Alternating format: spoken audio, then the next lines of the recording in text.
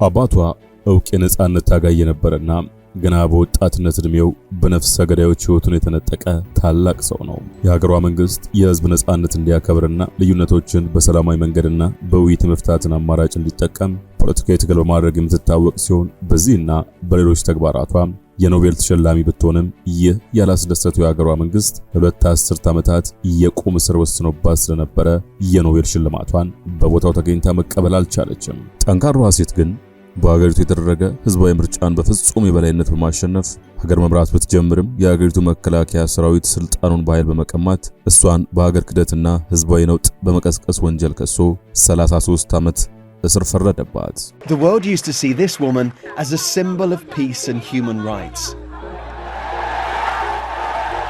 Aung San Suu Kyi even won a Nobel Peace Prize for her efforts to bring democracy to Myanmar.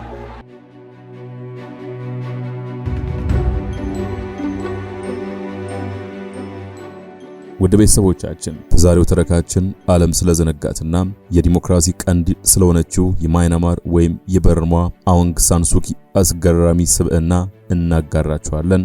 አብራችሁን ቆዩ።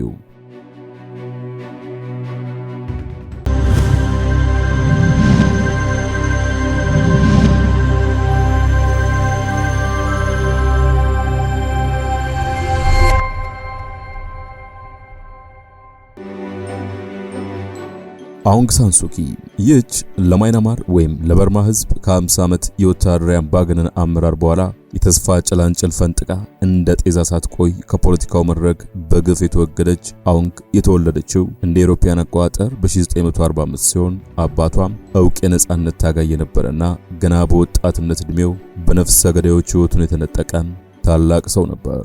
አባትየው ከተገደለ በኋላ አውንግ ሳን ሱኪ ኑሯን መጀመሪያ በህንድ በኋላም በኢንግላንድ ያደረገች ሲሆን በርማ ነጻነቷን ከተጎናጸፈች በኋላ ወደ ስልጣን መጥቶ የነበረውና ወታደራዊ መንግስት የበርማን ህዝብ ነጻነት እንዲያከብርና ልዩነቶችን በሰላማዊ መንገድና በውይይት መፍታትን አማራጭ እንዲጠቀም ፖለቲካዊ ትግል በማድረግ ትታወቃለች። በዚህና በመሳሰሉ ጥረቶቿ በ1991 የሰላም የኖቤል ተሸላሚ ሆናም ነበር።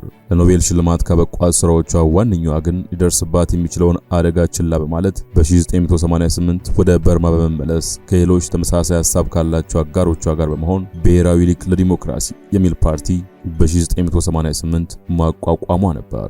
ይህን ፓርቲ ማቋቋሟ ያላስደሰተው ወታደራዊ መንግስት በዛው ዓመት የቁም እስር ወስኖባት ስለነበረ የኖቤል ሽልማቷን በቦታው ተገኝታ መቀበል አልቻለችም ነበር።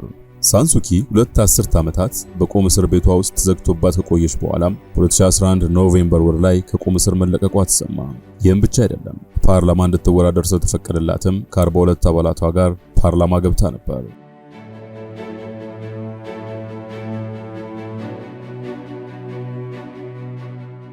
ከዛ በኋላ በነበሩት ዓመታት የተለያዩ ጫናዎችን ጉትጉታዎችን ያደርግባት የነበረው የሀገሯ ወታደራዊ መንግስት የፖለቲካ አካሄዱን ለማለዘብ በመፍቀዱና ተቃዋሚ ፓርቲዎችም ለምርጫ ተወዳድረው የዲሞክራሲ ዳራውን እንዲያሰፉ በመወሰኑ ሳን ሱኪ ብሔራዊ ሊግ ለዲሞክራሲ የተሰኘው ፓርቲ መሪ ሆና ብቅ ያለች ሲሆን ይዛ የተነሳችው ፖለቲካዊ ሐሳብ የማይናማርን ህዝብ ቀልብ መግዛቱም 2015 የተደረገውን ህዝባዊ ምርጫ በፍጹም የበላይነት ማሸነፍ የቻለችና የማይናማር መሪ ለመሆን የበቃች ቆራጥና ቆፍጣና መሪም ነበረች። ይህ በ2015 የነበረው የማይናማር ምርጫ ከነጻነት በኋላ የተደረገ የመጀመሪያውና ነጻና ፍትሃዊ ምርጫ መሆኑን ብዙዎች እየመሰከሩለት ነበር።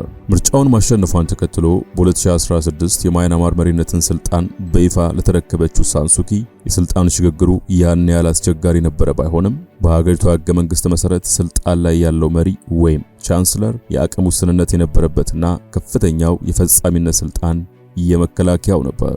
እናም በ2017 የሀገሪቱ ግዛት በነበረችው በሮሂንግያ የዜጎች ጭፍጨፋና በመቶ ሺዎች የመፈናቀልና የመሰደድ ኩነት ሲፈጠር ይህ ነው የሚባል ተግባራዊ መፍትሄ ማምጣት ወይም ይጠቅማል ያለችውን ውሳኔ ማስተላለፍ አልቻለችም ነበር።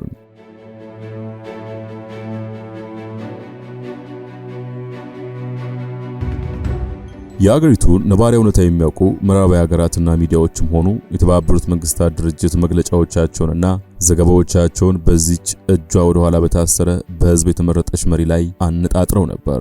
እነኚህን ዘገባዎችና ሪፖርቶች ተከትሎ የተባበሩት መንግስታት ጸጥታው ምክር ቤት ሳንሱኪ በንጹሃን ግድያና የዜጎች መፈናቀል የከሰሳት ሲሆን የሀገሪቷንም ሆነ የራሷን ነባራዊ ሁኔታና የተፈጠረው ውጥረት ሆነ ተብሎ የተቀነባበረ መሆኑን ለማስረዳት ብትሞክርም ምክር ቤቱ ግን ሊቀበላት ፈቃደኛ አልነበረም። ሆኖም በምርጫው የተጎናጸፈችውን የስልጣን ዘመን ከውጭና ከውስጥ በሚሰነዘሩ ጫናዎች መሃል ሆና ለማሳለፍ ትጠቀምበት የነበረ ሲሆን ብዙውን ጊዜዋን ህዝቡን ስለ ዲሞክራሲና ሰብአዊ መብት ብሎ መቻቻልና ወንድማማችነት ለማንቃት ታውለው ነበር። እንግዲህ በዚህ ሁሉ ጫና ውስጥ ሆና የመጀመሪያውን ዙር የስልጣን ዘመን ያጠናቀቀች ሲሆን አንዳንዶች እንደሚሉት መሰረታዊ ህገ መንግስታዊ ለውጥ እስከሌለ ድረስ በምርጫም ቢሆን የሚገኝ ስልጣን የይስሙላ በመሆኑ ዳግም የመወዳደር ሐሳብ አልነበራትም ነበር። ቀድሞውንም የመረጣትና በሐሰት ፕሮፓጋንዳ ያልተበገረው ህዝብ ግን ንቅል ብሎ ሰልፍ በመውጣት ምርጫውን እንድትቀላቀል ግድ አላት። እናም በ2020 የተደረገውን ሁለተኛውን የማይናማር ምርጫ ፓርቲዋን ወክላ ተቀላቀለች። በውጤቱም ልክ እንደ መጀመሪያው ምርጫ ሁሉ በፍጹም የበላይነት አሸነፈች። ውድ የመሿለኪያ ላይፍ ቤተሰቦች አብራችሁን ስለሆናችሁ ከልብ እናመሰግናለን። በአጭር ጊዜ በበርካቶች ተወዳጅ የሆነችው መሿለኪያ ላይፍ ቻናል የበለጠ እንድታድግ ሰብስክራይብ ያላደረጋችሁ አንድ ጊዜ ሰብስክራይብ በማድረግ እንድንበረታ እንድታግዙን አስታውሰን ተረካችንን እንቀጥል። በጃንዋሪ 2021 ለሁለተኛ ጊዜ ወደ ስልጣን የመጣች ቢሆንም በፌብሩዋሪ 2021 የሀገሪቱ መከላከያ ስልጣኑን በኃይል ከቀማት በኋላ ሳንሱኪን በሀገር ክህደትና ህዝባዊ ነውጥ በመቀስቀስ ወንጀል ከሶ ወደ ወህኒ ወረወራት። ሳንሱኪ ወደ ወህኒ ከገባች በኋላ ወታደራዊ ሁንታ በየጊዜው የክሱን ቁጥር እየጨመረ መጥቶ በዲሴምበር 30 2022 ላይ የ33 ዓመት እስር ፈረደባት። ሳንሱኪ ላይ የ33 ዓመት እስር የወሰነባት ወታደራዊ አምባገነን በ2023 ኦገስት ወር ላይ እስካሁን በነበሩት ክሶች ተፈርዶ የነበረውን የ33 ዓመትን እስር አሻሽያለሁ ሲል መግለጫ ሰጠ። በዚህ መሰረት የ33 ዓመት እስሩ በአመክሮ ወደ 6 ዓመት እንዲወርድ ወስነናል ሲል ያሳወቀው ይሄው ወታደራዊ መንግስት ነገር ግን ይላል በመግለጫው ነገር ግን አሁንም ፍርድ ያልተላለፈባቸው 14 ክሶች አሉባት በማለትም ነው የማን አለብኝነት አተታውን የደመደመው። ጠንካሯ አውንግ ሳንሱኪ አሁንም በወህኒ የምትገኝ ሲሆን ዓለም አቀፉ ማህበረሰብና የተባበሩት መንግስታትን ጨምሮ ለዲሞክራሲ ቆመናል የሚሉ ሀገራት የዝምታቸው ምክንያት ምን ይሆን የሚለው የብዙዎች ጥያቄ ነው።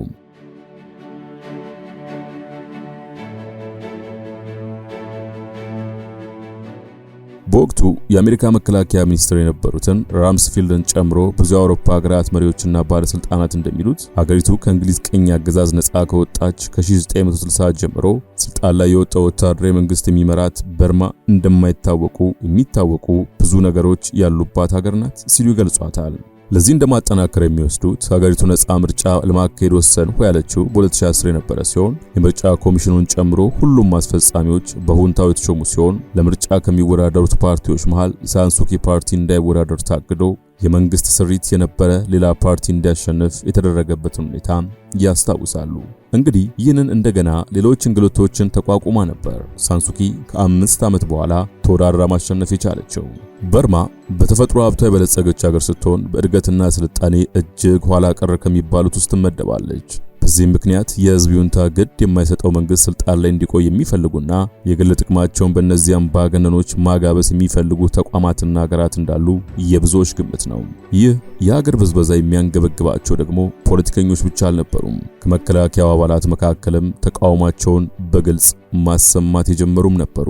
በ2015 ሳንሱኪ በምርጫ ያሸነፈችውን የመሪነት ስልጣንም እንዳታጣ አስተዋጽኦ ያደረገው ከመከላከያ አባላት ዘንድ ከፍተኛ ድጋፍ አግኝታ የነበረ መሆኑ ነው።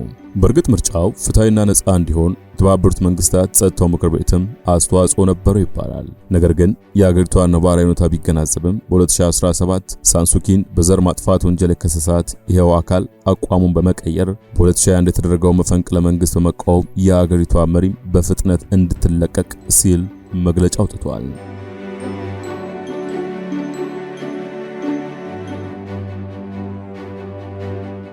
በርማ እንደ አብዛኞቹ ቅኝ ተገዝተው የነበሩ ሀገራት በብሔረሰቦች መካከል ከፍተኛ ውጥረት የነገሰና ሁሉም በሚባል ደረጃ ከአንድነታቸው ይልቅ ልዩነታቸውን እያጎሉ ወደ ግጭት የሚገቡበት አጋጣሚዎች ብዙ ናቸው። እንግዲህ ለሮሂንጋ ጭፍጨፋ ምክንያት የነበረውም ይሄው ነበረ። ይህንን በዜጎች መካከል የነገሰው ውጥረትና ጣት መቀሳሰር ለጥቅማቸው የሚያውሉ ኃይሎች ብዙ ቢሆኑም የሀገሪቷን የነዳጅ ቁፋሮ በብቸኝነት የያዘው ቶታል ግን ዋናው ነው። በነገራችን ላይ የሮሂንጋ ጭፍጨፋና መፈናቀል ተፈጥሮ የነበረው በ2012 ሲሆን በወቅቱ ሳንሱኪ ተራ የፓርላማ አባል እንጂ ውሳኔ መስጠት የሚያስችል ስልጣን ግን አልነበራትም። ብዙዎች ግን ለመውቀስና ለመተቸት የተመቸቻቸው እሷ ነበረች። ይህ ችግር በተመሳሳይ በ2017 ሲደገምም ዓለም ችግሩን መፍትሄ እንዲያገኝ ከማድረግ ይልቅ ሳንሱኪን እያብጠለጠሉ ውጥረቱን ማባባሱን መርጠዋል።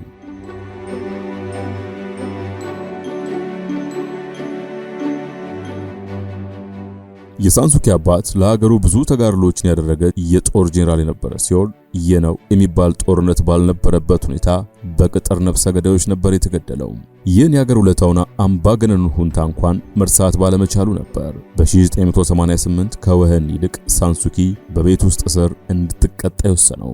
አውንግ ሳንሱኪ በፖለቲካ ጋዜጠኞች ዘንድ የኤዥያ ማንዴላ እየተባለች ስትቆላመጥ፣ በወታደራዊ መንግስት ዘንድ ደግሞ ባልቴቷ ደሌዲ የሚል አሉታዊ አንድምታ ያለው ስያሜ ተሰጥቷታል። እንዲያውም በዛው ስያሜ ስለሷ ታሪክ የሚዘግብ ደሌዲ የሚል ፊልም ተሰርቷል። አውንግ ሳንሱኪ ግን ውዳሴውንም ሆነ ማጣጣሉን በተመሳሳይ ትቃወመዋለች። ምክንያቷ ደግሞ ዲሞክራሲያዊ ትግል ለግለሰቦች አስተዋጽኦ ብቻ ውጤታማ መሆን አይችልም።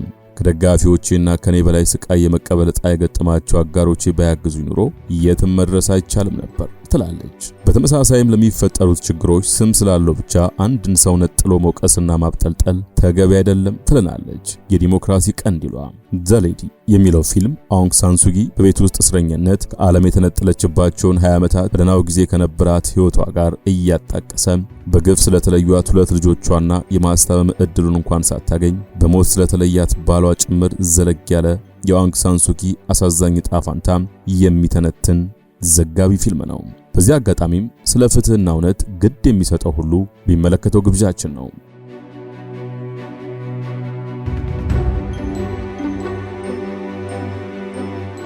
ወደ ቤተሰቦቻችን ለዛሬ ስለ ኤዥያ ማንዴላ አውንግ ሳንሱኪ እንዲያጋራናችሁ እናንተ ቤተሰቦቻችን ቢቀርብልን የምትሉትን ጥቆማ በኮሜንት ማስቀመጫው እንድታኖሩልን እንዲሁም የተሻሉ ስራዎችን ይዘን እንድንቀርብ ሰብስክራይብ እና ሼር በማድረግ ይህን ቻናል ሌሎች እንዲዳረስ እንድታደርጉልን በአክብሮት እንጠይቃለን።